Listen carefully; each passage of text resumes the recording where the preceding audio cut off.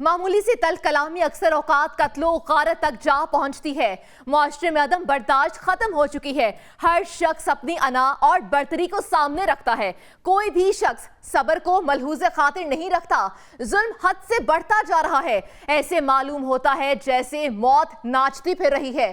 कत्लो गारत के वाक़यात में इजाफा होता जा रहा है। एक ब्राइड मर्डर था और हमारे लिए एक बहुत बड़ा चैलेंज और टास्क था कि मरने वाले की फैमिली को पता चल सके कि उनके साथ क्या हुआ है। बहुत से लोगों को इंटरोगेट किया।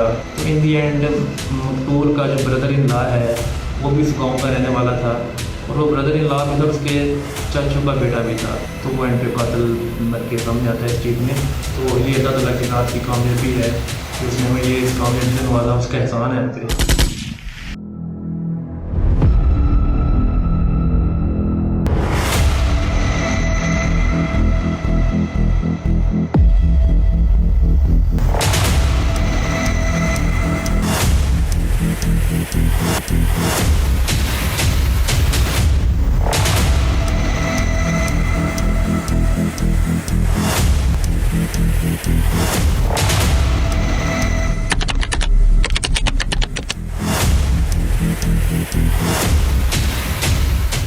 चीचा वतनी के इलाके में कत्लो गारत की खौलनाक वारदात हुई है। रात को घर के डेरे पर सोया हुआ शख्स देखती गोली का निशाना बन गया। एफआईआर के मुताबिक मुखालफीन ने इसे रात की तारीकी में कत्ल किया है, जबकि पुलिस के लिए ये कत्ल अंधा कत्ल था। पुलिस के पास कोई सुराग नहीं था कि क्यों मकतूल को गोली मारकर कत्ल किया गया है। पुलिस सुराग ढूंढती रही थी। आखिर कौन था कातिल, किसने किया है कत्ल, वजह तनाज़ा क्या था? पुलिस के सामने कई सवाल खड़े थे। 21 जून 2022 को रात 2 से 3 बजे के दरमियान का इंसिडेंट है कि 106 बारह में एक सोशल वर्कर राना सईद जो अपने घर के ड्राइंग रूम में जिसकी बॉडी मिलती है नेक्स्ट डे मॉर्निंग सुबह 9-10 बजे फैमिली को पता चलता है। तो पुलिस चाहती है मौके पर फॉर्मल इन्वेस्टिगेशन स्टार्ट होती है। चूँकि ये एक ब्राइड मर्डर था और हमारे लिए एक बहुत बड़ा चैलेंज और टास्क था कि मरने वाले की फैमिली को पता चल सके कि उनके साथ क्या हुआ है। उसका मरने वाले के बेटों को पता चले कि हमारे वालिद के साथ क्यों हुआ है और क्या हुआ है, और उसकी बीवी को, उसके भाइयों को सब कुछ पता चले। एफआईआर दर्ज होती है। जनाब डीपीएस अफसर हिवाल हमें हर स्टेप पे एज आ कमांडर रहनुमाई करते हैं हमारी, और डीएसपी चीचा वतनी ने एज आ टीम हमारे साथ हमें बहुत ज़्यादा रहनुमाई दी। हर स्टेप पे हमें उन्होंने गाइडलाइन दी। उसके नतीजे में हमने इन्वेस्टिगेशन करते रहे। स्टार्ट में हमें कोई इतनी ख़ास कामयाबी ना मिली क्योंकि मुकदमा बिल्कुल ब्लाइंड था। हमने बहुत से लोगों को इंटरोगेट किया, उनसे इन्वेस्टिगेशन की। हमने अपने तौर पे सीडीआर, जियो फेंसिंग, इन सब चीज़ों से रहनुमाई हासिल की। नाजरीन, पुलिस के लिए संदेह कत्ल का सुराग लगाना एक चैलेंज बन चुका था। पूरे गांव में खौफो हिरास फैल चुका था। कत्ल होने वाला सोशल वर्कर था। हर शख्स परेशान था कि सबकी मदद करने वाला मिलनसार शख्स क्यों कत्ल हुआ। पुलिस ने 2 टीमें मुलजिम की तलाश के लिए भी भेजी थी। पुलिस ने मुलजिम की तलाश के लिए जदीद टेक्नोलॉजी का भी इस्तेमाल किया। मुखबरी का निजाम भी एक्टिव किया। पुलिस मुलजिमान के गिर्द घेरा तंग कर रही थी। पुलिस ने जब तफ्तीश की तो कई राज फाश हुए। मुलजिम कौन था, वो क्यों मकतूल का दुश्मन बन गया, क्या मुलजिम कोई अपना था? पुलिस की तफ्तीश में कैसे नया मोड़ सामने आ गया?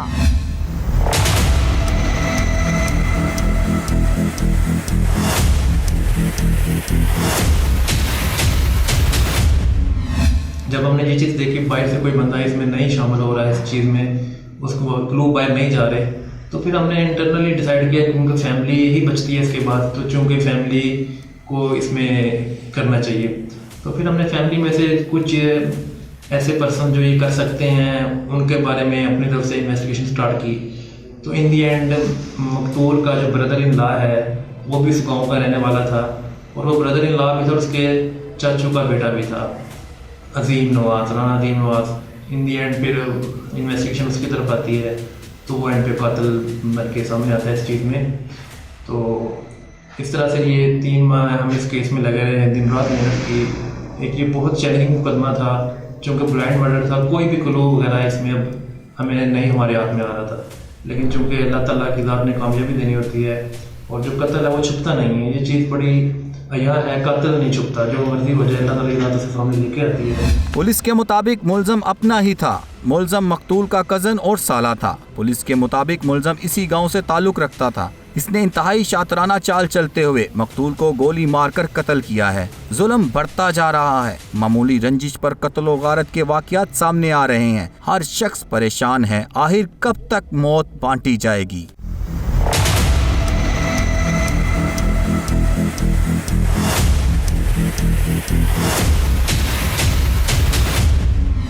इस सिलसिले में जनाब डीपी साहब साहिबान ने हमारे साथ बहुत ही ज़्यादा हमारी रहनुमाई की, हर स्टेप पे हमारी रहनुमाई की।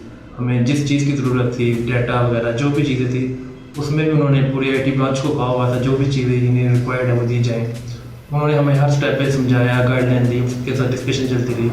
DSP साहब मौके पे आते थे, हर चीज़ के बारे में हमसे हमारी डिटेल डिस्कशन होती थी। तो ये अल्लाह ताला की ज़ात की कामयाबी है कि उसने हमें ये इस कामयाबी से नवाजा। उसका एहसान है हम पे कि एक बेटे को इस सवाल का जवाब मिला कि उसके वालिद को किसने मारा था और क्यों मारा था। नाजरीन, मकतूल सोशल वर्कर था। सोशल वर्कर के कत्ल की वजह से पूरे इलाके में फजा सोगवार थी। हर शख्स इस सवाल का जवाब ढूंढना चाहता था कि आखिर सोशल वर्कर को किसने कत्ल कर दिया। यहाँ पर वक्त हुआ है एक ब्रेक का, हमारे साथ रहिएगा। एक ब्राइड मर्डर था और हमारे लिए बहुत बड़ा चैलेंज और टास्क था कि मरने वाले की फैमिली को पता चल सके कि उनके साथ क्या हुआ है। बहुत से लोगों को इंटरोगेट किया। तो इन दी एंड मकतूल का जो ब्रदर इन लॉ है वो भी इस गाँव का रहने वाला था और वो ब्रदर इन लॉ मतलब उसके चाचू का बेटा भी था। तो वो एंट्री कातिल मर के सामने आता है इस चीज़ में। तो ये अल्लाह ताला की रात की कामयाबी है कि उसने हमें ये इस कामयाबी से नवाजा। उसका एहसान है। सबके मुश्किल वक्त में साथ खड़ा होने वाला हमदर्द इंसान की किसके साथ दुश्मनी थी। मामूली से तल कलामी पर अपना ही दुश्मन निकला। सफाकियत इससे बढ़कर क्या हो कि छोटी सी बात पर दिल अजीज शख्स को कत्ल कर दिया जाए, जिसके कत्ल पर पूरा इलाका सवाल कर रहा था। हर शख्स अदम तहफ्फुज का शिकार हो चुका है।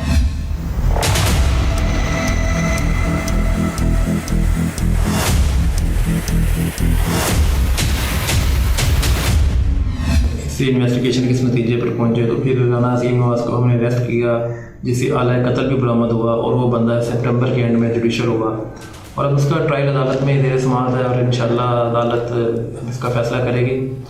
तो ये इस तरह से मुकदमा सारा जो है वो ट्रेस आउट हुआ। अल्लाह ताला का हम शुक्रगुजार हैं।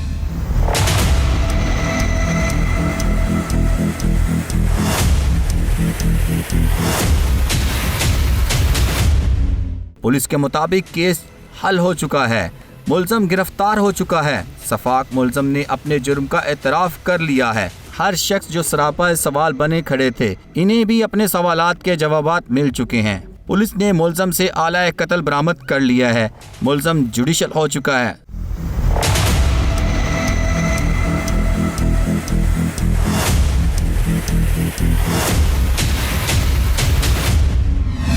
नाजरीन, मामूली सी तल कलामी पर कत्लो गारत कर दी जाती है। जुल्म हद से बढ़ते जा रहे हैं। मामूली सी बातों पर अपने ही अपनों के दुश्मन बन जाते हैं। कोई नहीं जानता कि जिन पर भरोसा कर रहे हैं कब वही आपके दुश्मन बन जाएं। हर शख्स अपने ही खोल में कैद होता जा रहा है। आखिर कब तक कत्ल होते रहेंगे? सफाक मुलजिम को सजा मिलनी चाहिए ताकि पूरा इलाका सुख का सांस ले सके।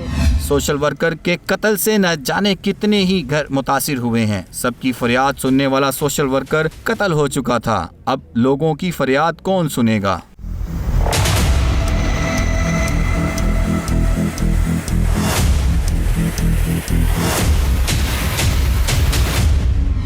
उसकी बीवी, मरने वाले के भाई, पूरी फैमिली, उन चीज़ों की उन्हें इस चीज़ का इल्म हुआ। फिर इसका एक सोशली एलिमेंट भी है कि डर की फिजा थी उस गाँव में। जिस बंदा रात अपने ड्रैगन रूम में सोया हुआ है, उसकी बॉडी मिलती है, कातिल नहीं मिल रहा, हर बंदा डरा हुआ था।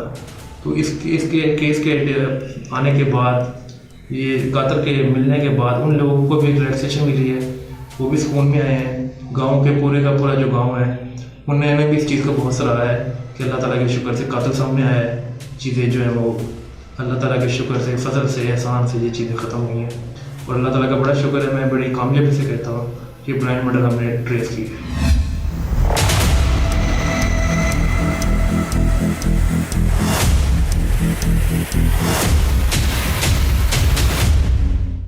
नाज़रीन, प्रोग्राम अपने इख्तिताम पर पहुंचा, लेकिन मामूली सी बातों पर कत्लो गारत के वाकयात बढ़ रहे हैं। हर शख्स परेशान है।